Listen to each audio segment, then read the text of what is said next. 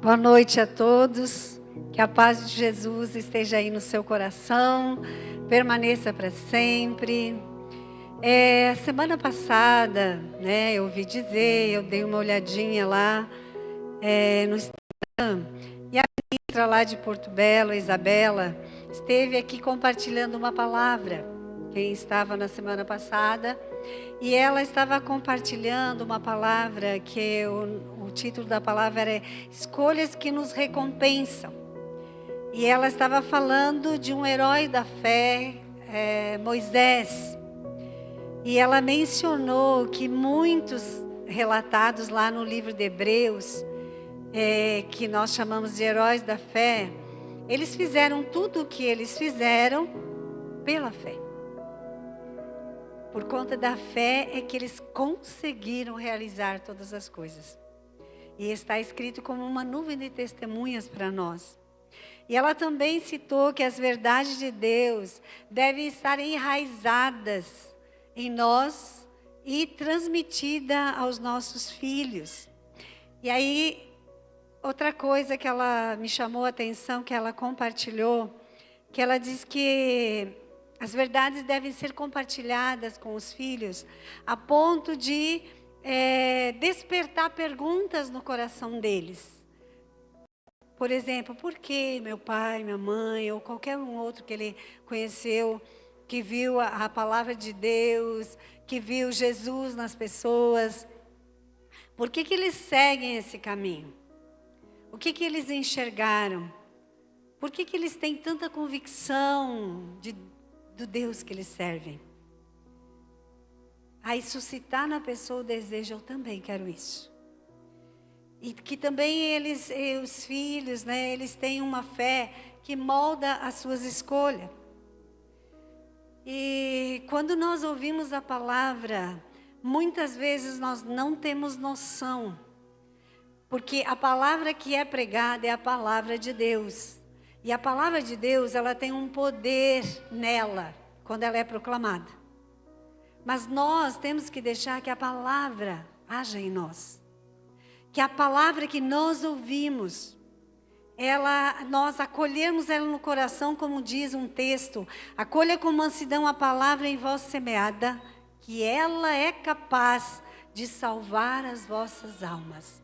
Se cada dia, cada domingo, nós acolhemos a palavra no nosso coração, aquela palavra vai gerar algo dentro de nós e vai nos transformar. Então, se você prestou atenção, você que estava semana passada, naquela palavra, cada verdade ali, ela vai moldando você por dentro. E ela vai mudando algo por fora. E como falou a Isabela é minha neta. Então, quando ela disse, da fé dos avós, ela foi uma daquelas que olhou para os pais dela e viu por que eles servem, por que eles têm essa fé. E ela olhou para os avós e viu a mesma fé. Então, é isso que suscita no nosso coração. E é essa palavra de Deus que nos transforma. Então nós devemos deixar as verdades, acolher a verdade que você vai receber nessa noite. Acolha essa verdade. Porque essa verdade, ela tem o poder de moldar a sua vida, de moldar a sua família, de moldar a sua geração, de mudar o destino. Como nós um dia, nós não conhecíamos Jesus. E nós íamos ter outro destino. Mas aí nós acolhemos as verdades. E aí nós tivemos um destino para entregar para os nossos netos. E é essa palavra da verdade é que realiza em nós. Nós só precisamos ouvir a palavra e acolher ela no nosso coração. E eu quero discorrer hoje com você sobre o livro de Juízes. É um livro, aparentemente, você pode dizer, Mas esse povo ali em Juízes, eles ficavam tantas vezes como que prisioneiros a outros povos. Eles ficavam subjugados a outros povos. Eles ficavam como que escravizados. E a Bíblia diz, e Deus levantou um juiz. E aí o juiz fazia o povo andar novamente na linha. E aí Deus abençoava. E eles ficavam em paz. Tantos anos. Leia todo o livro de Juízes para ver isso. E aí depois eles novamente pecavam porque o juiz tinha morrido. E aí eles pecavam novamente. Aí eles entravam em tribulações. Longe de Deus, as tribulações nos alcançam. Por isso que nós temos que ficar pertinho de Deus. E ali no livro de Juízes 21, 25, diz assim: naqueles dias não havia rei em Israel, e cada um fazia o que parecia certo aos seus próprios olhos. Preste atenção novamente nesse versículo. Naqueles dias não havia rei em Israel. Cada um fazia o que parecia certo aos seus próprios olhos. Veja que o texto está dizendo, que eles faziam o que parecia certo aos olhos. Mas nós olhando na Bíblia, nós vemos que eles faziam o que era errado. Mas aqui não diz, eles faziam o que era errado diante do Senhor. Não diz. Diz assim que eles faziam o que parecia certo aos olhos deles. Então, aos olhos dele pareciam certo. Mas aos olhos de Deus estava errado. E aí nós vemos que o errado para eles era certo. Você consegue olhar para os nossos dias e você consegue ver isso? As pessoas realizando coisas contrárias a Deus, que traz as suas consequências, que nos afastam de Deus, e elas dizem que está certo, que elas querem ser felizes. E aí elas olham o certo, o errado, como certo. Porque elas fazem o que parece certo. Parece certo. Então fazem. Por que que hoje em dia eles seguem também como aquele povo os seus próprios pensamentos? E a palavra de Deus não é referência. Eu já vivi assim. Minha família já viveu assim. Alheia à vida de Deus. Então, cada um fazia o que era certo aos seus próprios pensamentos. E ainda hoje é um risco que nós corremos nos nossos dias. Quando nós deixamos Deus e a sua palavra ser o centro da nossa vida, ser aquilo que ilumina os nossos passos. E lá no livro de Juízes ainda, capítulo 2, versículo 7, diz que enquanto Josué os anciões, eles presenciaram os feitos do Senhor e eles eram vivos.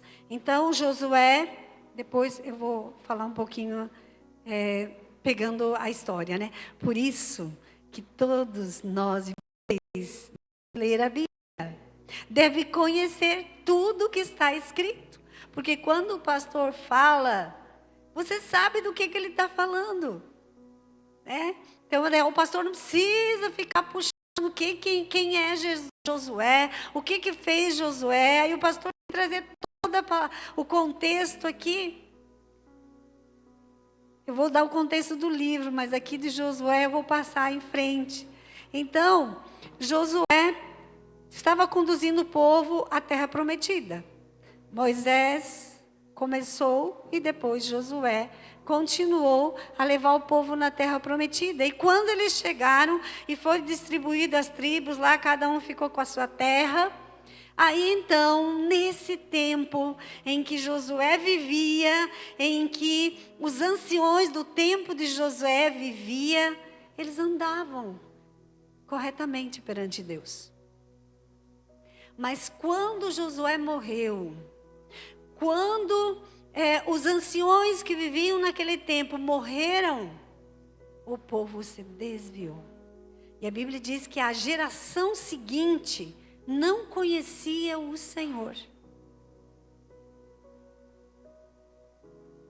Você quer que seus netos, bisnetos, tataranetos estejam no caminho do Senhor? Faça uma vereda, faça um caminho claro para que eles enxerguem o caminho que você está seguindo. Garanta que eles realmente vão seguir. Porque se ele vê você apaixonado por Deus, ele vai dizer: eu quero que o meu pai e a minha mãe têm. E eles vão seguir. Então veja que por que aquele povo não conhecia o Senhor? Pense um pouquinho. Por que aquele povo, depois que José morre, depois que os anciões morrem, por que eles não conheciam o Senhor? O Senhor que fez grandes coisas, o Senhor que abriu o Mar Vermelho, aí o Rio Jordão e aí tantos outros milagres. Por que aquele povo, gente, não conhecia? Por que eu não conhecia o Senhor? Eu tinha 30 anos, eu não conhecia o Senhor. Minha mãe falava que tinha Deus, que tinha Jesus, mas eu não conhecia esse Jesus. Só sabia aquela historinha. Primeira vez que eu olhei a Bíblia, eu quis achar Jesus aqui nas primeiras páginas. Eu não achava a historinha que eu escutei quando eu era pequena.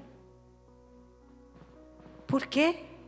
Porque os meus pais não conheciam mais a Deus. Só sabiam que existia um Deus. Eles não tinham intimidade com Deus. Eles não sentiam um Deus tão próximo. E eu, então, não tinha. Então, uma irmã da minha mãe se converteu. E depois eu imagino que ela tenha orado por nós. E aí eu fui a primeira da minha família. Que nós não sejamos esses. Que você serve a Deus e você morre e ninguém da sua família vai servir a Deus. Vai ter que começar tudo de novo. Que você não seja desses. Creia que Deus quer salvar você e toda a sua família e quer salvar seus vizinhos e assim por diante. Mas eles precisam ouvir as coisas de Deus de uma maneira apaixonada, de uma maneira cativante, de alguém que está apaixonado por Deus, de alguém que ama o Senhor. Hoje nós estamos vendo um outro filho pregando lá na igreja de Porto Belo. O Daniel, o terceiro filho, estava pregando lá. E eu pensei comigo, nós fizemos um sucessor, não só um. A gente fez todos os filhos, Deus fez através de nós. Aí eu olhei para ele, eu pensei, e ele falava com aquele amor. Eu falava tudo o que eu queria falar, ele falava. Com aquela paixão, como o Jean tem feito, o pastor aqui da igreja. Como mãe, eu olho e falo, isso mesmo, fala desse Deus grande, desse Deus que é dono de todas as coisas. Nós só podemos nos render a um Deus tão soberano. A gente respira por conta dele, tudo é por causa dele. Mesmo que eu não o conheça, eu olho para o céu e eu sei o dedo do Criador ali, nas coisas que ele fez. Lá no texto de Juízes 2:7, eu vou repetir. Serviu o povo ao Senhor todos os dias de Josué e todos os dias dos anciões que ainda sobreviveram por muito tempo, depois de Josué, e que viram todas as grandes obras feitas pelo Senhor de Israel. Vocês sabem que os judeus, eles seguiam, se aqueles lá tivessem seguido e obedecido a Deus, não iria ter uma geração que não conhecia o Senhor, mas eles falharam.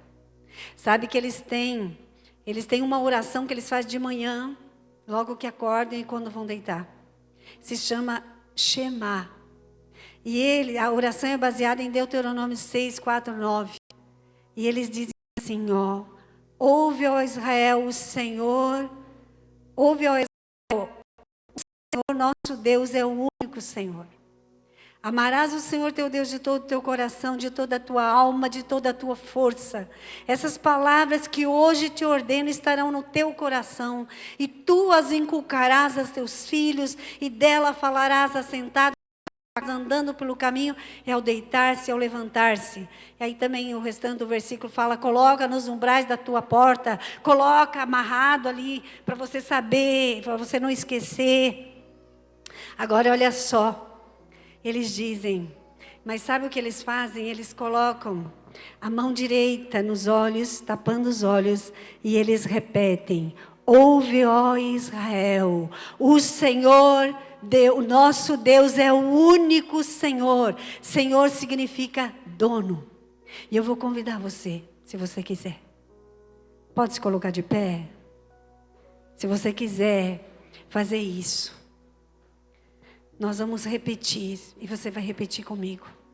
E se você quiser, você tape os seus olhos. Sabe por que eles tapavam? Porque tira a visão de tudo que está fora, e eu só me concentro em Deus. Você pode colocar a sua mão direita, e você pode dizer: ouve, repete comigo: ouve, ó Israel, o Senhor Deus é o único Senhor. Ouve, ó Israel, o Senhor Deus é o único Senhor. Ouve, ó Igreja de Cristo, o Senhor Deus é o único Senhor. Ouve, ó Igreja de Cristo, o Senhor Deus é o único Senhor. Aleluia, você pode se assentar. Eles proclamavam esses versículos. E eles proclamavam para os filhos, e todos os dias os filhos ouviam eles proclamarem. E eles proclamavam. Aquela geração seguinte, eles ouviram as histórias de Deus, mas eles não buscaram conhecer a Deus. Eles só ouviram as histórias de Deus. Eles não tiveram revelação de Deus. Nós ensinamos aos nossos filhos, mas eles precisam buscar a presença de Deus. Os nossos filhos têm ensinado aos nossos netos, mas os nossos netos precisam buscar ao Senhor. E vocês veem, quem conhece essa igreja, tem a Júlia, a Lolo, a Louise, tem o Cauã, que começaram a ter experiências com Deus. Um pastor disse, eu já repeti essa frase aqui, mas eu gosto de repetir porque eu acho tão verdadeira: se os pais não discipularem seus filhos, os pais andarão com Deus, os filhos ouvirão falar de Deus, e os netos estarão longe de Deus. Porque quem conta a história de outros não permanece. Eu vou contar a minha história. Eu vou contar a minha experiência. E essa geração só ouviu os feitos, mas eles não buscaram o Senhor, ter uma revelação do Senhor. A Isabela aqui, quando testemunhou, ela não quis somente ouvir as histórias dos pais, dos avós. Ela quis ter suas próprias experiências e tem tido. E esses dias ela veio lá em casa: vó, quero compartilhar contigo. Ai, vó, tive uma experiência, comecei a chorar, não sabia porque chorava. E parece que Deus falava no meu coração. Daí eu fui dizendo: é Deus mesmo, Isabela. Realmente é assim que Deus vai falando. Né? Deus está querendo expressar o coração dele em relação a essa situação. E daí nós fomos compartilhando, e ela foi compartilhando a experiência dela. E hoje ela não diz: eu conheço a Deus por conta dos meus avós, por conta dos meus pais. Ela diz: eu mesmo tenho experiência com Deus. E aqui o contexto do livro de Juízes, eu já mencionei um pouco, mas esse livro aqui, ele faz parte do Antigo Testamento. Ele descreve um período da conquista de Canaã, a terra que Deus deu para eles. e o estabelecimento da monarquia, onde surge um rei. Aqui diz, eles não tinham um rei. Aí eles faziam o que achavam certo no seu coração. E aí também o contexto é que Israel não era uma nação, mas um conjunto de tribos. Deus chamou um homem para realizar um plano que chegou até você, até mim. Ele chamou Abraão e ele disse: de ti farei uma grande nação, e em ti serão abençoadas todas as famílias da terra. Então Abraão é o homem que Deus chamou para constituir um povo que seguia Deus na terra. Sempre existiu dois povos, um que seguia, outro que não seguia. E aqui Deus chama com um plano de chegar até nós. Abraão. E Abraão então teve Isaac, o filho da promessa. Isaac teve Esaú e Jacó, mas Jacó foi a linhagem familiar do Salvador. E Jacó teve os 12 filhos. E um deles era Judá, que veio a descendência de Jesus. E da tribo de Judá veio Jesus. E então eles eram 12 tribos. E aí no contexto ali de Josué, eram as tribos só, eles não eram uma nação, eles eram tribos, 12 tribos. E não havia um rei que reinava ali. E o povo de Israel ali, eles viviam no meio dos cananeus, no meio de outros povos que não serviam a Deus. E esse povo aí dessa geração que não conhecia o Senhor, começou a misturar com outro povo. Mas o povo sempre era um povo escolhido, separado. O povo judeu era um povo escolhido, separado. Mas eles se misturaram, eles deram as filhas para os outros povos cananeus que não serviam a Deus. Eles davam suas filhas e traziam e assim por diante. Então era esse contexto que estava esse povo. E Juízes, ele não é um livro somente de caos social. Ele é um retrato de um coração humano sem governo. Sabe qual é a pior coisa que Deus pode fazer na nossa vida? Você sabe qual é a pior coisa? Não é o diabo. A pior coisa que Deus pode fazer é entregar a nós mesmos. Entregar o homem a si mesmo. Porque daí o homem vai pelos seus próprios pensamentos, pelos seus próprios planos, pelos seus próprios prazeres. Então a pior coisa que Deus faz é nos entregar a nós mesmos. Eu não quero ser senhora de mim mesmo. Eu quero que o Senhor venha reinar sobre mim, porque Ele é mais sábio que eu. Ele sabe todas as coisas.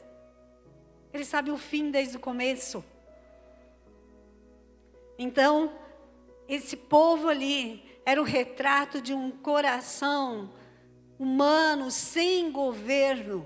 Se você não deixar Deus reinar no seu coração, deixar que Ele seja o rei, outras coisas vão reinar, outras coisas vão mandar em você, vão direcionar você. Porque ou você tem um Senhor que direcione, que sabe desde que você levanta até o teu deitar, Ele sabe até a quantia dos cabelos que você tem na sua cabeça, diz a Bíblia.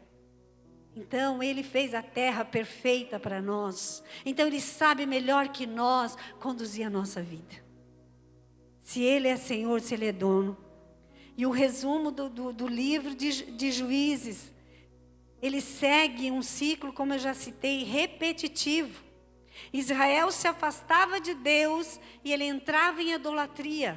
Se você se afasta de Deus, você idolatra coisas. E a idolatria é um pecado terrível diante de Deus, porque ele desfoca Deus para outra coisa, outro Senhor.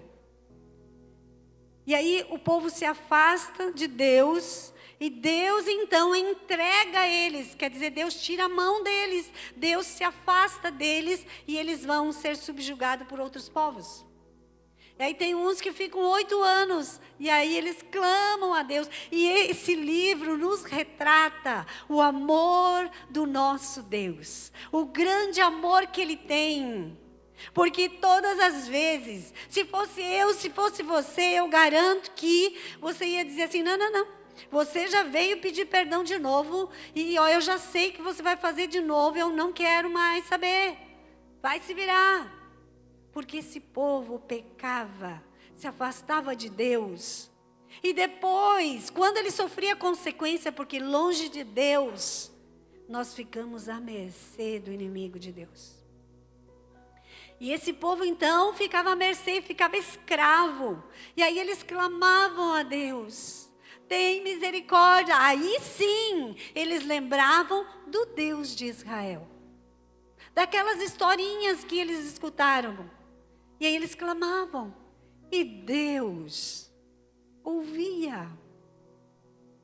Ouvia um povo que não servia a Ele, um povo que estava afastado dEle. Deus ouviu o clamor deles. E Deus suscitava um homem, juiz, que ia dizer assim: gente, vocês querem sair dessa escravidão? Ó, é por aqui, a palavra de Deus é assim, assim, assim. E aí esse povo ouvia. E daí eles faziam certinho enquanto o juiz vivia. Quando morria o juiz, você vai ver todo o livro, essa repetição. É um ciclo, sempre repetindo. Se afasta de Deus, daí vem para Deus. Se afasta de Deus, daí vem para Deus. E todas as vezes esse Deus bom, Ele recebe de volta. Ele recebe. Aí teve um juiz que eles ficaram 40 anos em paz. 40 anos em paz. Né? Débora também foi uma. Foi usada como juíza lá. E eles, no tempo de Débora também, houve paz. 40 anos. Vale a pena seguir a Deus. Vale a pena obedecer a Deus. Eles estavam num ciclo de desobediência. Então, se afasta de Deus, Deus permite a opressão do inimigo, o povo clama a Deus, Deus levanta um juiz, Israel é libertado e a paz por algum tempo, o tempo do juiz que está lá. E aí o ciclo começava de novo. E eu dei o título para essa palavra: quebrando o ciclo da desobediência. O melhor lugar para estar é obedecer a Deus. Mas como você vai obedecer se você nem lê a Bíblia? Não conhece o que é para obedecer. Não conhece como é que funciona. Então, no tempo de Juízes, o problema não era a falta de um rei. Porque o texto diz, não havia rei, por isso eles faziam o que achavam certo. O problema deles não era a falta de um rei político, mas a ausência de Deus reinando no coração deles. E em nossos dias é a mesma coisa. Quando nós não andamos no caminho do Senhor, o inimigo tem acesso a nós, para nos escravizar, para nos roubar, para nos destruir, para roubar a nossa paz. O inimigo tem acesso. E aí é um ciclo silencioso. Começa com pequenas concessões. Ai, eu fiz o propósito de ler a Bíblia toda nesse ano. Ai, mas Deus sabe, eu trabalho tanto. Ele sabe. Aí começa, abre uma concessão aqui, uma concessão lá. A negligência de orar, de ler a palavra. Ai, mas Deus sabe que eu tenho vontade, mas não faz. É a palavra que liberta. É a palavra que alimenta o ser espiritual. E o livro nos mostra que Deus sempre é fiel, que sempre Ele escuta o clamor. Mas, se não andarmos segundo os preceitos de Deus, Ele não se compromete em andar no nosso caminho. Ele nos ama, mas Ele fez com aquele povo. Ele disse, você quer? Então vão pelos planos de vocês aí. E eles paravam, prisioneiros, escravizados. Deus deixou. Ele deixa também hoje. Você não quer? Ele deixa. Só que daí, o outro governo vai querer te governar. Vai querer te escravizar do medo, da depressão, de tantas outras coisas ruins. E esse povo, eles se contaminavam com os outros povos. Sabe que os deuses do passado, eles não morreram. Eles ainda continuam. Eles só trocaram de nome. Eles só trocaram de forma. Eles continuam, os deuses do passado. Continuam querendo ainda atuar sobre o povo. E eu estive olhando alguns, e um deles era Baal. Era o Deus da prosperidade e da produtividade. Então, naquela época, era o Deus da fertilidade, da colheita, do sucesso econômico. Hoje, esse mesmo Deus, Deus com D minúsculo, Deus que não é o Deus verdadeiro, é um que se faz de Deus, porque todo aquilo que se prostra a Ele, se torna Ele Deus. Então, hoje, o dinheiro, a performance, a carreira, a produtividade, e aí é importante, vai tomando conta da vida toda. Tem pessoas que só vê dinheiro, trabalho, família, não posso porque eu tenho que fazer isso, há um Deus governando, que é Baal. E aí, coloca a identidade. Aí eu preciso ganhar, eu preciso ser. Aí vira a identidade dele. Se eu não tiver sucesso, eu não tenho valor. Pare um pouquinho para pensar nessa noite. Se você tem essa frase aí no seu coração, se eu não tenho sucesso, eu não tenho valor, esse é um outro governo. Porque você é filho. Se você aceitou Jesus, você é filho de Deus. Sua identidade é filho do Altíssimo. Mas se você pensa que o seu valor está em você ter dinheiro, você ter coisas, aí você tem valor. Se você não tem coisas, aí você não tem valor.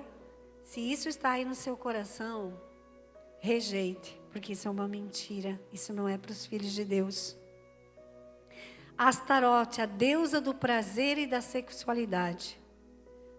No passado era o sexo e fertilidade, havia rituais, prazeres, rituais de prazer sexual. E hoje tem o hedonismo, a erotização, o prazer sem limite. Nós vemos o sexo sendo colocado como um Deus. Como algo que, ninguém quer esperar o casamento. A palavra de Deus nos diz que a atividade sexual dentro do casamento é a bênção e fora dele não é a bênção e é pecado. Mas, o que o mundo diz? Não é pecado. Parece bem aos meus olhos. Não é pecado. Não é errado. Deus não quer tirar nada. Deus só quer te tirar daquilo que vai te aprisionar, daquilo que vai te levar longe de Deus. Então, Astarote é esse Deus aí que está sem esse nome, só que age na sexualidade. Aí, quando o desejo vira a identidade da pessoa, o limite vira uma opressão. Colocar limites vira opressão. Se me sentir bem, é certo. Se eu não me sinto bem, é porque está errado. Então, fazer sexo fora do casamento, eu me sinto bem, então está certo. Mas não está certo diante do Criador, daquele que fez todas as coisas. Moloque, o Deus que exigia sacrifícios humanos. Então, no passado, crianças eram sacrificadas no fogo. Será que esse Deus, que não vem com esse nome, ele vem oculto, ele não age nas crianças? Hoje, sucesso a qualquer custo, mesmo sacrificando a família. O pai que não olha a sua família em primeiro lugar e deixa os filhos expostos, eles estão sacrificando os filhos. Eles estão colocando os filhos no fogo, porque eles estão olhando mais essas outras coisas. É sucesso a qualquer custo. Como nós vemos isso? Mesmo que uma família seja destruída, mas se eu tiver sucesso, então vale tudo para chegar lá. Sacrificar a família. Dragão, o deus do poder político e militar. Ontem, No passado era o domínio e controle da força nacional. Hoje são as ideologias, são os poderes políticos polarizados. Se poder estiver comigo, tudo se justifica. Não importa se é errado, se é certo. Mas se o poder estiver comigo. Aí tem um outro que não é bíblico, mas que nós vemos muito por aí, um outro Deus estranho, que é Narciso, Deus do eu. Eu sou o centro. Tudo para mim. Se estiver bom para mim, funciona, senão não. Então os deuses, eles prometiam liberdade, mas eles escravizavam. Deus pede obediência, mas Ele liberta. E eu vou convidar você a responder essa palavra. Se você quiser fechar seus olhos. E eu quero colocar algumas perguntas para você pensar. O que eu mais temo perder? O que eu mais tenho medo de perder?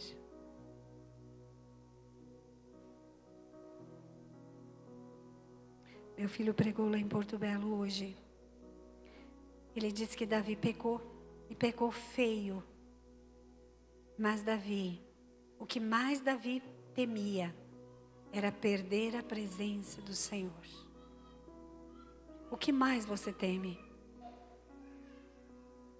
O que define o valor, o seu valor, são as coisas? O que define o seu valor? Será que você está colocando deuses aí? Pelo que eu justifico minhas escolhas erradas?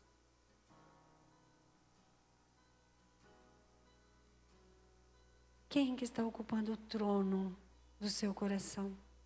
Quem que está reinando aí? Quem que está dominando a sua vida? Pense. Jesus veio para fazer o que os juízes daquela época não conseguiam fazer. É mudar a natureza má do coração do homem. Naquele texto diz que não havia rei em Israel, mas hoje nós temos um rei que é Jesus. E o governo está sobre os ombros dele, como foi profetizado em Isaías. Nós temos um rei, pense aí. Tu tem dado lugar para esse rei reinar? Ele tem uma constituição, o reino dele não terá fim, ele é o desejado das nações.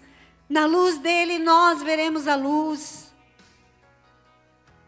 Vamos quebrar o ciclo da desobediência. Não devemos ser como aquele povo que fazia o que achava certo no seu coração, mas sim fazer o que é certo para Deus. Você consegue decidir nessa noite? Não é o que eu acho, mas é o que Deus diz. Deus quer te levar para um caminho de bênção. Deus não quer tirar teus prazeres. Deus não quer tirar nada seu. Ele quer te libertar. Ele quer te dar uma vida nova.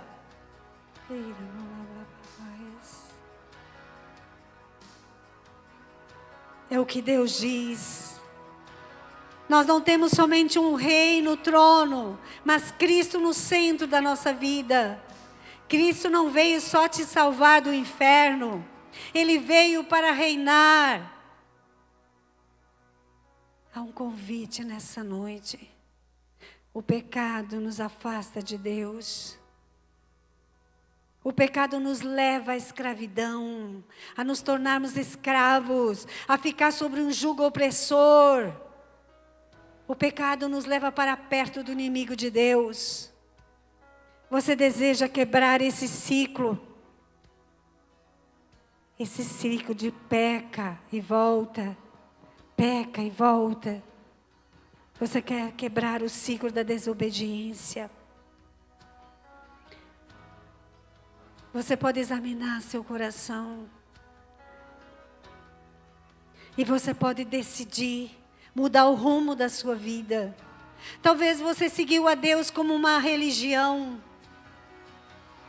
Eu preciso fazer isso.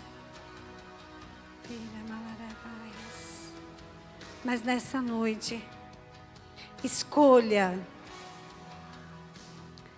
Você quer ser aquele que vai ter uma linhagem familiar, que serve a Deus, que é livre.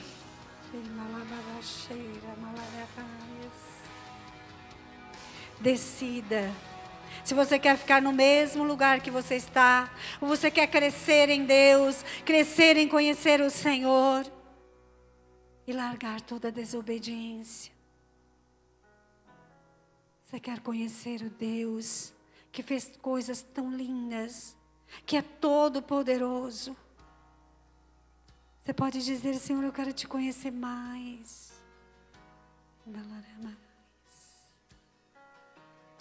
Você pode olhar para cá. Você pode olhar para cá. Nós estamos diante da mesa do Senhor. A mesa do Senhor é para aqueles que têm aliança com Deus, que escolheram que Ele é Senhor. Se você nunca fez isso, escolha. Venha no final e peça-lhe ao pastor: eu quero aceitar Jesus Cristo como Senhor da minha vida. E Ele diz para nós fazermos a ceia, que nos lembra que Jesus morreu pelos nossos pecados. Mas eu quero te falar algo antes de você tomar a ceia. Algo que Deus tem falado muito ao meu coração. Há um texto da palavra de Deus que diz que se nós perdoamos as pessoas, nós somos perdoados.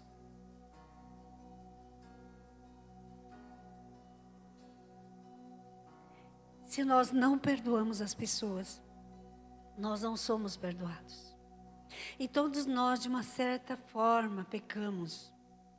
E nessa noite de ceia, nós nos apropriamos do perdão de Deus. E nós saímos daqui lavados e purificados pelo sangue de Jesus. Mas se eu não perdoo, eu não sou perdoado. E sabe o que é mais difícil do perdão? Porque nós achamos injusto perdoar, não é verdade? Nós achamos injusto. Não posso deixar aquela pessoa livre. Ela fez isso, ela fez um estrago na minha vida. Não posso querer que ela seja feliz. Não, ela tem que sofrer. Eu não vou liberar ela para ela ser feliz. A gente acha injusto isso. Eu experimentei isso. E hoje eu estou trabalhando no meu coração. Havia situações que eu olhava e falava: é injusto que aquela família toda fica sofrendo e aquele marido vai lá, casa com a outra e é bem feliz lá. Ai, para mim era um fim. E Deus trabalhou no meu coração. Mas Jesus morreu por nós e não era justo. E Deus usa de misericórdia. Isso Deus falou muito comigo. Sabe a misericórdia para quem é? A misericórdia é para quem não merece misericórdia.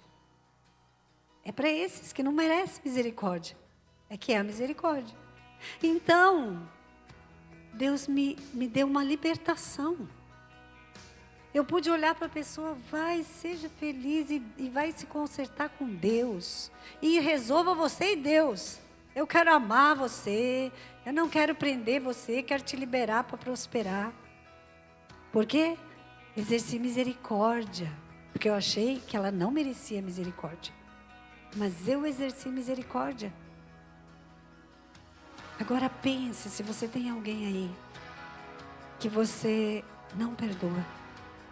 Perdoe hoje. Use misericórdia. Talvez ela não mereça mesmo. Mas misericórdia é para quem não merece. Então examine aí seu coração. Examine. Vê se há alguém aí. Vê se há um nome aí dentro. A Bíblia diz: examine-se o homem a si mesmo e coma. Se você já aceitou Jesus como teu Senhor, Senhor da sua vida, há uma mesa preparada para você. Você pode vir, pega a sua porção e volta na sua cadeira e espera para cearmos todos juntos.